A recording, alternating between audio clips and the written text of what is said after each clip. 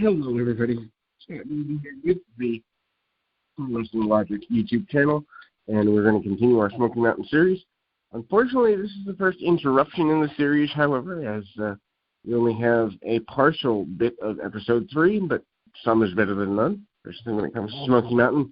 If you are new here, click subscribe, click like, comment below if you would like to see a certain series. And I just want to plug a fellow YouTuber who came across my content and has been really supportive. And so I went and checked out his content, and equally, I shall be supportive. The Elitist. If you are new here, I assume an homage to the Elite, the Bucks, Kenny Omega, and Cody Rhodes. Don't really know. He's got literally hundreds of videos to check out on a variety of wrestling-related topics. Some news, some event reviews, but definitely worth checking out. I always reward hard workers. If you subscribe to the channel and would like a channel review, I have over 20 years of experience in entertainment and be it pro wrestling, working with bands, working with different types of entertainers, as well as coaching. So if you would like an assessment on voice work or anything like that, certainly do that. But in any event, I just want to shout out the Elitist as a good supporter. Shout him out one more time on a full episode as well. But anyhow, get into the program for this particular episode. Bob Caudle and Jim Cornette open the show, and they run down things. That takes less than a minute and a half, unlike WWE, where it takes way too long to run down what we're going to do. Announcers there are just sloppy. They aren't concise, whereas Cornette and Caudle are, in fact, super concise, getting things done. And we've got Pat Rose versus Bob Holly, Hollywood Bob Holly. Holly cheap shots in the beginning, and Holly is training for bodybuilding, training for, I believe it was said, Mr. Alabama or something like that. Interesting that he's a dual sports star as well, also doing the stock car racing.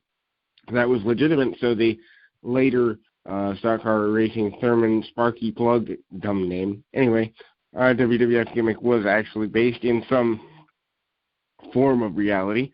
Holly dominates the majority of the match, as should a local star who they're looking to make, and hits a beautiful top rope knee drop for the win.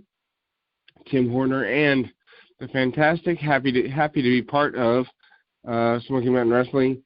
Good fans, both wrestlers everywhere, and both excited about the expansion of Smoky Mountain Wrestling. Always good. They also throw in various commercials throughout the episodes regarding the use of having benefit events for schools, civic organizations, churches, boys and girls clubs, your basic community organizations.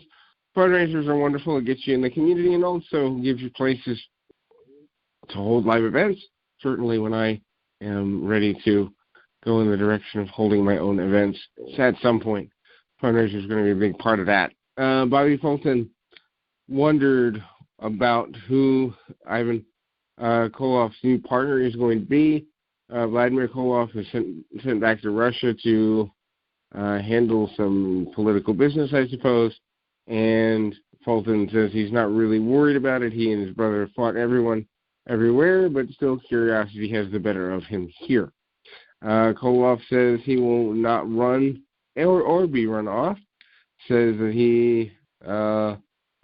it's very rare that he would align with an American, but Jimmy Golden is such an individual. Golden says they should have the tag belts already because they're that good. Joey Maggs versus Rip Rogers is your next matchup. Rogers, for the second time in as many weeks, jumps from behind to get the match started and immediately takes over. Rogers, so good in the ring, sells everything wonderful. They mentioned that Rogers spent some time in Japan. They also mentioned that Commissioner Bob Armstrong's there trying to negotiate deals for his individuals. I think it was Mags they mentioned was in Japan. But anyway, wouldn't surprise me if Rip Rogers had some time there too around the same time. Many guys in the early part of the 90s would go to Japan for extra money and to bolster their careers as well as their wallets. Mags, with a nice use of the robe that Hustler Rip Rogers is wearing. Double axe handle from the inside to the outside, beautifully done by Rogers, almost Randy Savage-esque. And Mags sells very well, sells that he's hurt convincingly. And stiff clothesline by Rogers. And a crossbody for a near fall by Mags before a superflex a la Bob Orton Jr. gets us a victory for the Hustler. And now we go into the last match of this week's episode, because the episode is cut off at about the 26-minute mark. Robert Gibson versus the Mighty Yankee. One thing that I really think is kind of amusing is that Jim Cornette always tends to use fun names for enhancement talent. The Mighty Yankee. We later in Smoky Mountain seeing enhancement talent named after Wade Keller and Dave Meltzer to poke fun at the Sheets. We saw the Black Scorpion a few weeks back. Just Cornette always has a sense of humor about enhancement talent. Anyway, awesome drop kick by Robert Gibson, and then he follows up a few minutes later to finish him off with a bulldog. Obviously one-sided match, really basic episode. This episode from a high school gym, so it sounded a little different.